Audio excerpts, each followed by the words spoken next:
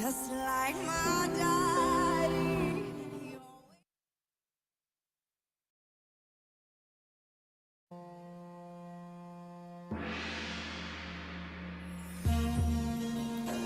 Welcome to OT Meter, where we race through the Old Testament every Monday, Tuesday, and Wednesday. We will be taking a look at the history of the culture and faith of the people of the Bible, bringing you timeless stories of the Old Testament. So, whether you're a seasoned Bible scholar or you're just starting your journey through the Old Testament, OT Meter has something for you. So, buckle up and get ready to dive into the rich and timeless stories of the Old Testament with us. Brought to you by the Bible Marathon Group.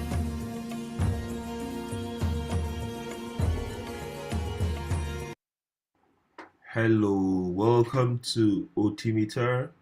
I hope we had a wonderful weekend. My name is Kelechi, and we'll be starting from Matthew chapter 14. And I'm reading the New Living Translation. And if you're just joining us for the first time, you're welcome. Very welcome. So let's start. Matthew 14, and I'm reading from NLT. When Herod Antipas, the ruler of Galilee, heard about Jesus, he said to his advisors, "This must be John the Baptist, raised from the dead. That is why he can do such miracles." For Herod had arrested and imprisoned John as a favor to his wife, Herodias, the former wife of Herod's brother Philip. John has been telling Herod, "It is against God's law for you to marry her." Herod wanted to kill John, but he was afraid of a riot because of all the people believed John was a prophet. But at the birthday party of Herod, Herodias' daughter performed a dance that greatly pleased him. So he promised with a vow to give her anything she wanted. At her mother's urging, the girl said, "I want the head of John the Baptist on the tray." I mean, this is the way when I read this part, when I read this story, it just hits me different because first he wouldn't have made that promise, of anything you want, and even more importantly, John the Baptist should have just, what he would have minded his business, if you get what I mean. Okay, but well, I think there's a lesson for us here. So, verse 6. But at the birthday party of Herod, Herod's daughter performed a dance that greatly pleased him. So he promised with a vow to give her anything she wanted. At her mother's urging, the girl said, "I want the head of John the Baptist on a tray." Then the king regretted what he had said. But because of the vow he had made in front of his guest, he issued the necessary orders. So John was beheaded in prison. And his head was brought on a tray and given to the girl, who took it to her mother. Later, John's disciples came for his body and buried it. Then they went and told Jesus what had happened. As soon as Jesus heard the news, he left in the boat to a remote area to be alone. But the crowd heard where he was headed and followed on foot from many towns. How? Jesus went to a remote area to be alone. Crowd now followed him.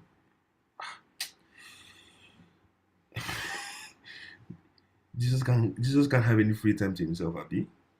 Verse 14. Jesus saw the huge crowd as he stepped from the boat, and he had compassion on them and healed their sick. You see, the love of the Father.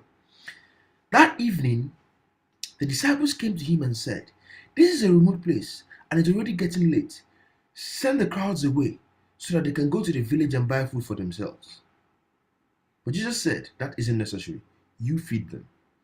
"But we only have 5 loaves of bread and 2 fish," they answered. "Bring them here," he said. Then he told the people to sit down on the grass, and Jesus took the 5 loaves and 2 fish, looked up towards heaven, and blessed them. Then, breaking the loaves into pieces, he gave bread to the disciples, who distributed it to the people. They all ate as much as they wanted, and afterwards the disciples picked up 12 baskets of leftovers. About 5,000 men were fed that day, in addition to all women and children. Verse 22. Immediately after this, Jesus insisted that his disciples get back into the boat and cross to the other side of the lake while he sent the people home. After sending them home, he went up into the hills by himself to pray. Night fell while he was there alone. Meanwhile, the disciples were troubled far away from land, for a strong wind had risen, and they were fighting heavy waves. About 3 o'clock in the morning, Jesus came towards them, walking on water. When the disciples saw him walking on water, they were terrified in fear. They cried out, "It is a ghost!" But Jesus spoke to them at once. "Don't be afraid," he said. "Take courage, I am here."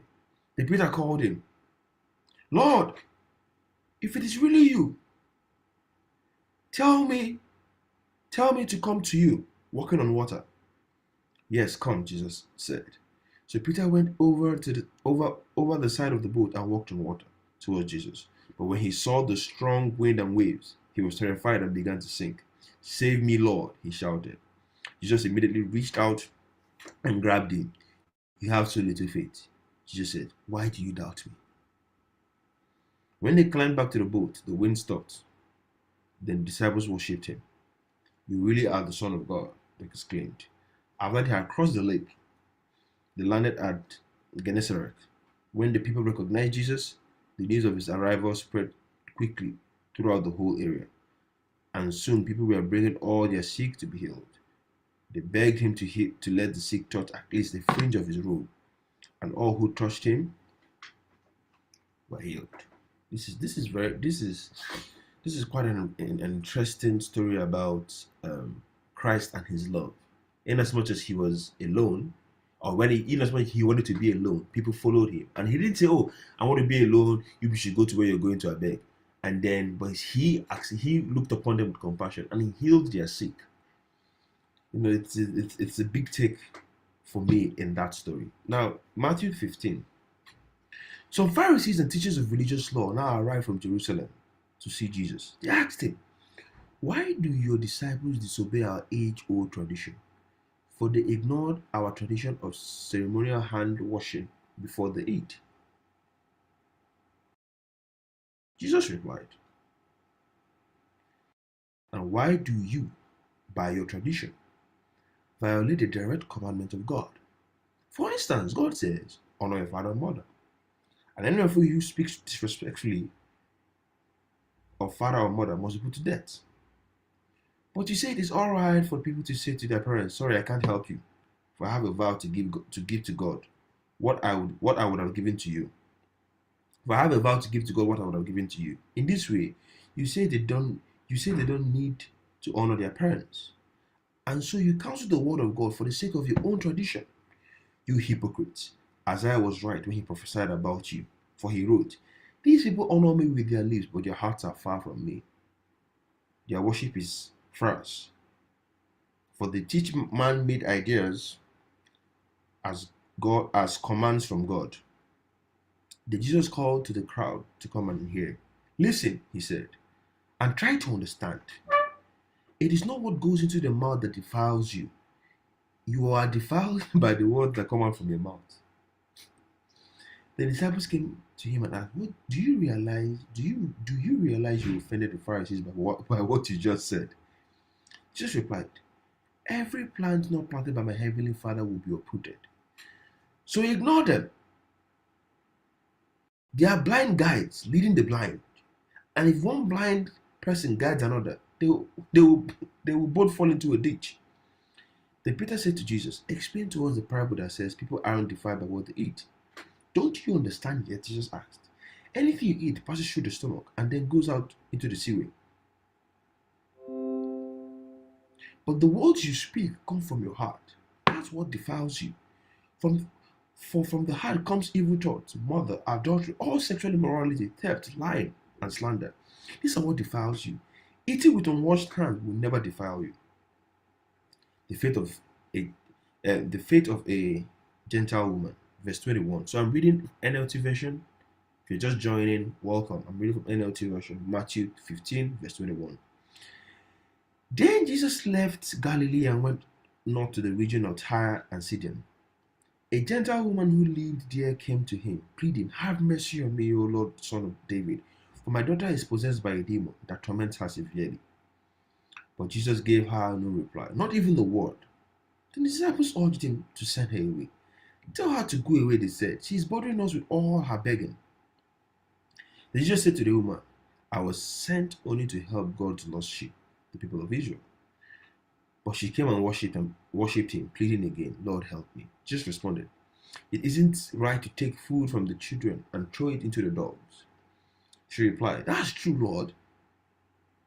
But even dogs are allowed to eat the scraps that fall beneath their master's table."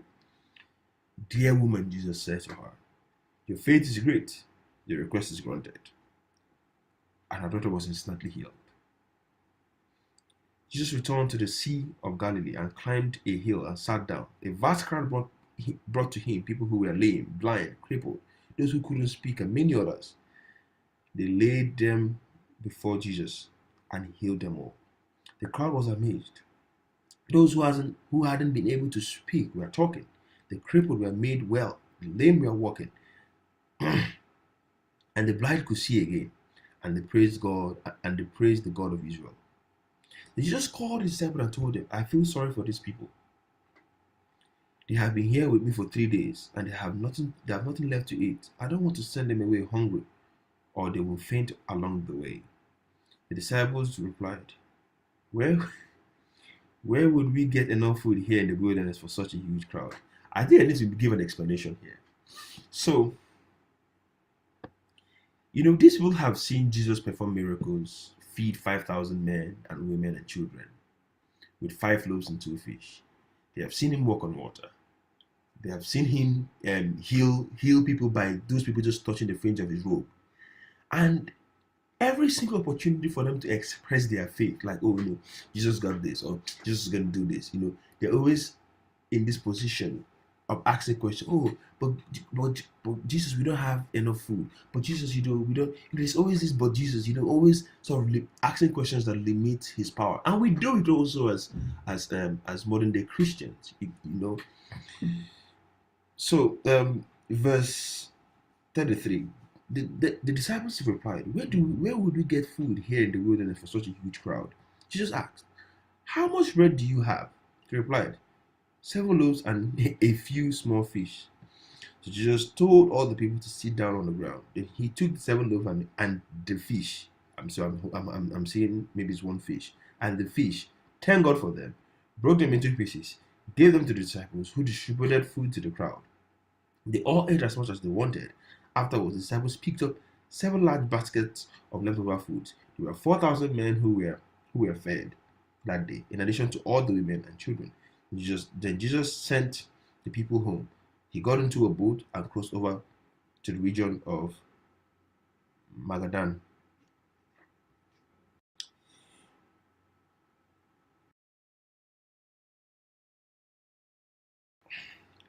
Matthew 16. One day, the Pharisees and Sadducees came to test Jesus, demanding that he show them a miraculous sign from heaven to prove his authority. He replied, You know the saying, red sky at night means fair weather tomorrow. Red sky in the morning means foul weather all day. You know how to interpret the weather signs in the sky, but you don't know how to interpret the signs of the time. Only an evil, adulterous generation would demand a miraculous sign. But the only sign I would give them is a sign of the prophet Jonah. And Jesus left them and went away. Later, after they crossed to the other side of the lake, the disciples discovered that they had forgotten to bring any bread. "Watch out," Jesus warned them. "Beware of the yeast of the Pharisees and Sadducees." At this, they began to argue with each other because they hadn't brought any bread. Jesus knew what they were saying, so he said, "You have so little faith. Why are you arguing with each other about having no bread? Don't you understand even yet? Don't you remember the 5,000 I fed with 5 loaves, and the basket of leftovers you picked up? Or the 4,000 I fed with 7 loaves, and the large basket of leftovers you picked up? Why can't you understand that I am not talking about bread?" So again I say, beware of the yeast of the Pharisees and Sadducees. Then at last they understood that he wasn't talking about yeast in bread, but about the deceptive teachings of Pharisees and Sadducees. Matthew 16:13. When Jesus came to the region of Caesarea Philippi, Caesarea Philippi, I know I butchered that name, but bear with me. When Jesus came to the region of Caesarea Philippi, he asked his disciples, "Who do people say that the Son of Man is?" Well, they replied, some said John the Baptist, some say Elijah, and others said Jeremiah or one of the other prophets. Then he asked them, "But who do you say I am?" Simon Peter answered, "You are the Messiah, the Son of the living God." Jesus replied, "You are blessed, Simon, son of John, because my Father in heaven has revealed this to you. You did not learn this from any human being. Now I say to you that you are Peter, which means rock. Upon this rock I will build my church, and all the powers of hell will not conquer it. And I will give you the keys to the kingdom of heaven. Whatever you forbid on earth will be forbidden in heaven. Whatever you permit on earth will be permitted in heaven." Then he sternly warned the disciples not to tell anyone that he was the Messiah. From then on, Jesus began to tell his disciples plainly that it was necessary for him to go to Jerusalem, that he would suffer many terrible things at the hands of elders, the leading priests, and the teachers of religious law. He would be killed, but on the third day he would be raised from the dead. But Peter took him aside and began to reprimand him for saying such thing. "Heaven forbid, Lord," he said, "this will never happen to you." Jesus turned to Peter and said, "Get away from me, Satan. You are a dangerous trap for me. You are seeing things mainly from a human point of view, not from God." I find this very interesting because Peter just got a revelation from God that Jesus is the Christ, the Son of the living God. And the next minute, Peter is saying, don't go, and Jesus Christ, who has said that, "Oh, God revealed who I am to you," is telling the same Peter, "Get away from me, Satan." So Matthew 16:23, Jesus turned to Peter and said, "Get away from me, Satan. You're a dangerous trap to me. You are seeing things mainly from a human point of view and not from God." Then Jesus said to his disciples, "If any of you want to be my followers, you must give up your own way. Take up your cross and follow me. If you try to hang on your life, you will lose it. But if you give up your life for my sake, you will save it. What do you benefit if you gain the whole world but lose your soul? Is anything worth more than your soul? For the Son of Man would come with his angels in glory,